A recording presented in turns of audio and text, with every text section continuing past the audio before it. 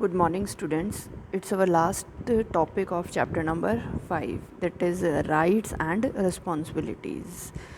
In our previous classes, we already seen about the kinds of rights, that the political rights, civil rights, social and economic rights, religious, cultural and educational rights. Now today we will discuss on rights and responsibilities, the relationship between right and responsibility. So rights place obligations not only on the state but even on each of us. Means rights have their own limitations. This is done to promote sustainable development. Rights and responsibilities are interrelated. The relationship between right and responsibility covers four main broad areas. That is, the first one is they focus us not only to think about our needs but to defend our things good for us. For example, preventing population, protecting ozone layer is common for all of us. They are common good we share with future generations for a healthy life.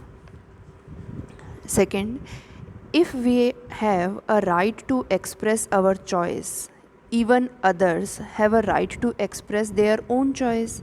In executing our rights, we are limited by the principle of equal and same rights for all.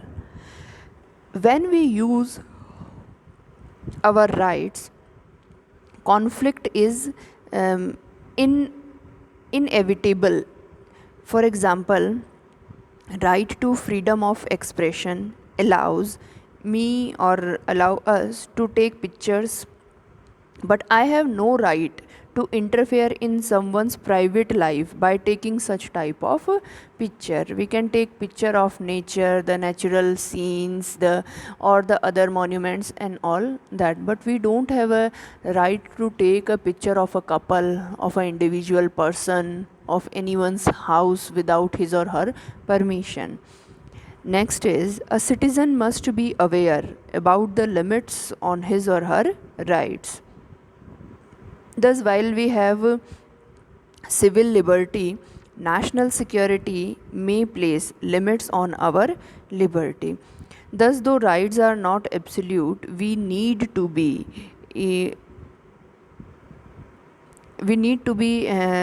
protect or to define our rights and those of others to make roots for a free, strong democracy.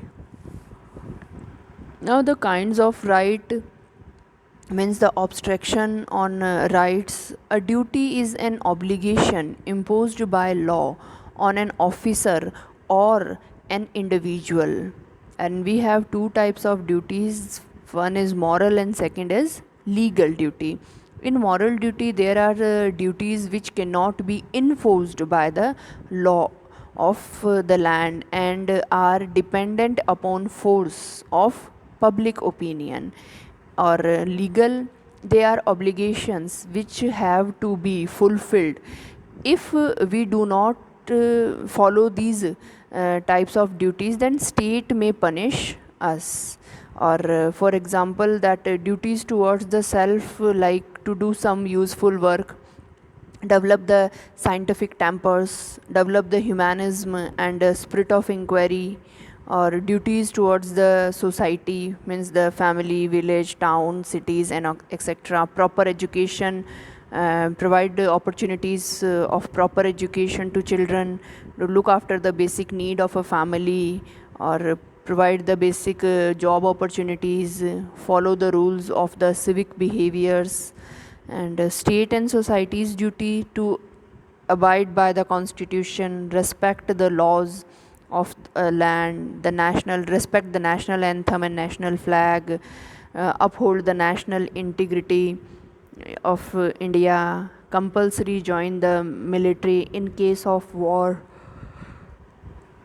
to serve our nation, safeguard the public property, natural resources, use natural resources in a proper manner, maintain the law and order, and duties, duties that on the basis of that we show our devotion, our determination towards our nation is to promote harmony among the communities, to promote spirit of brotherhood, or renounce the practices, especially related to the women's.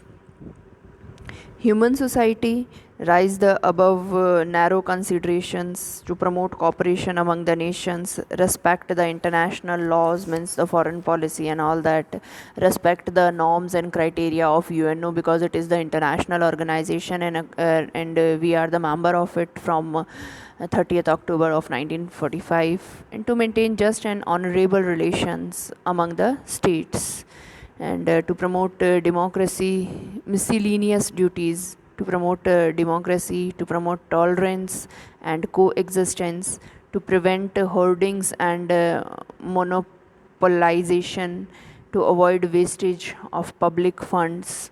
These are some basic duties, and a citizen is also able to fulfill his obligations if if we develop spirit of patriotism for our country, provide services in our country like army and all that, to pay taxes on time for public goods, cooperate with government for the maintenance of law and order, respect, respect to prevalent laws of the country. In ultimate system or analysis, we can say that on the basis of these type of duties, and that we can therefore conclude that a state has enabled to strengthen the provisions of rights of citizens, may enlisting them in the constitution and making them justable.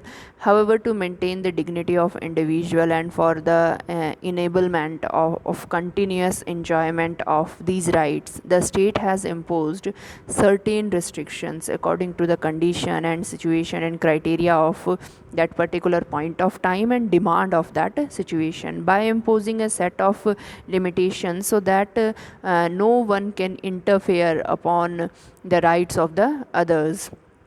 Rights are correlated with duties and responsibilities, and for the development of an individual's personality, it is essential, it is must that an individual enjoy rights within its own limit, so that individual good get various opportunities placed with the common good of society. It would help in laying solid foundations of a modern and successful democracy. And for these, our constitution also provide us the fundamental duties, like to abide by the constitution and respect its ideals and institution, and respect toward the national flag and national anthem, to cheer and follow the noble ideas which inspired our national struggle for freedom, means to always give respect to the freedom fighters, to uphold and promote and enhance the sovereignty, the unity, the integrity of our nation, to defend the country and render national services when called upon to do so in the condition of wartime, etc., to promote the harmony and the spirit of common brotherhood among all the people of India, related to the religious, linguistic, regional, or sectional diversities, to renounce the practice or the practice and enhance the dignity of woman, the value and preserve the rich heritage of our unbeatable or individual culture, to promote and to protect, to improve the natural environment, including the forest, lake, river, wildlife, and to have various compensations for living the creatures, the centuries before centuries, or to protect the environmental conditions,